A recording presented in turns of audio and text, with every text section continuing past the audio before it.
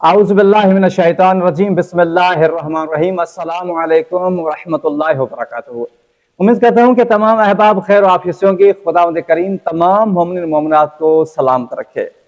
اولاد پانے والا ایک خاص عمل، بہت دکھ ہوتا ہے ان مومنین کو دیکھ کر جن کو اولاد نہیں ہوتی، مگر یہ میں سوچتا ہوں کہ یہ خداوند کریم کی طرف سے ایک آزمائش ہے۔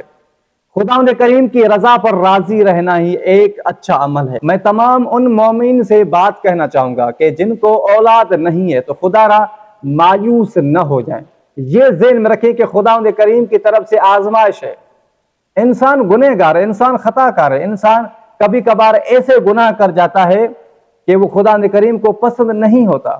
خداوند کریم اس گناہوں کی کفارے کی وجہ سے، یعنی وہ جو انسان کے گناہ ہوتے وہ انسان کے گناہ کم ہو جائیں، اسی گناہ کے کم کرنے کے لیے خداوند کریم آزمائش دیتا ہے۔ وہ کسی بھی طرح کی آزمائش ہو سکتی ہے۔ خداوند کریم کی آزمائش پر کبھی بھی مایوس نہ ہو۔ خداوند کریم کو راضی کرنے کے لیے ایک بہترین عمل، اگر کوئی شخص چاہتا ہے کہ مجھے نیک اولاد ہو، اگر اولاد نہیں، اگر کوئی شخص چاہتا ہے کہ مجھے نرینہ اولاد ہو، میں اولاد سے مالا مال ہو جاؤں، تو وہ کون سا عمل ہے؟ انسان بہت ہی مطلبی ہے، انسان خود غرض ہے۔ جی ہاں، دیکھیں جب خداوند کریم کی عبادت کا وقت آتا ہے ہم بہانے کرتے ہیں، ہم کہتے ہیں کہ فلاں کام ہو گیا، فلاں کام ہو گیا، اور جب اپنا کام آتا ہے تو وہ ہر کام کو چھوڑ کر اپنا کام کرتے ہیں۔ مگر جب آذان آتی ہے، خداوند کریم کی عبادت کا وقت آتا ہے تو پھر ہم بہانے کرتے ہیں کہ یہ کام ہو گیا، وہ کام ہو گیا۔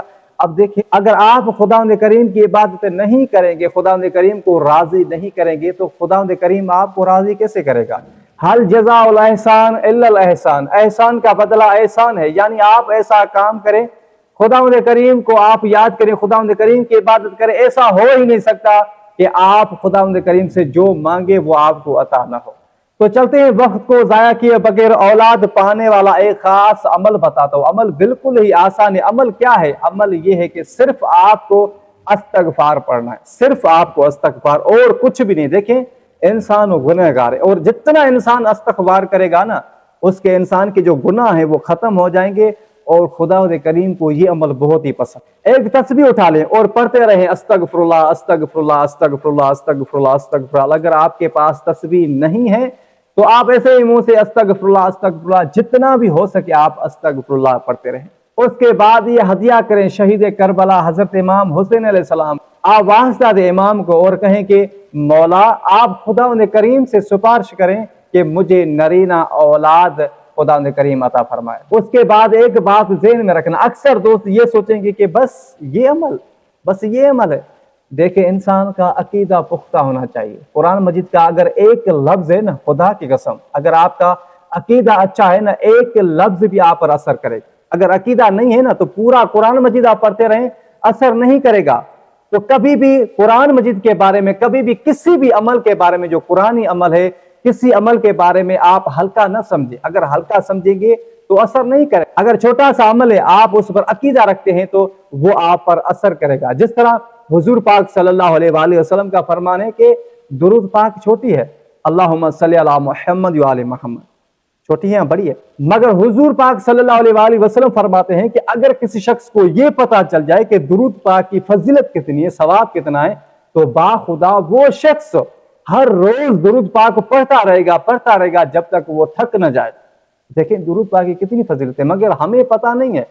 استغفار یہ چھوٹا سا لفظ ہے، مگر ہمیں اس کی فضیلت کے بارے میں پتا نہیں ہے۔ جب آپ کو اس کی فضیلت کے بارے میں پتا چل جائے گا نا تو آپ ہر وقت استغفار پڑھتے رہیں گے۔ یہ استغفار لفظ خداوند کریم کو بہت پسند ہے۔ بس خداوند کریم سے دعا کرتے ہیں کہ خداوند کریم تمام مومنین مومنات کو شریعت محمد مصطفیٰ صلی اللہ علیہ وآلہ وسلم پر چلنے اور ان پر عمل کرنے کی توفیق عنایت فرمائے۔ اور خداوند کریم سے دعا کرتا ہوں کہ میرے کریم اللہ جن مومن کو اولاد نہیں ہے انہیں اولاد صالح عنایت فرمائے، آمین ثم آمین۔ اور جن مومن کو اولاد ہے انہیں نیک اور صالح ہونے کی توفیق عنایت فرمائے۔ والسلام علیکم ورحمۃ اللہ وبرکاتہ۔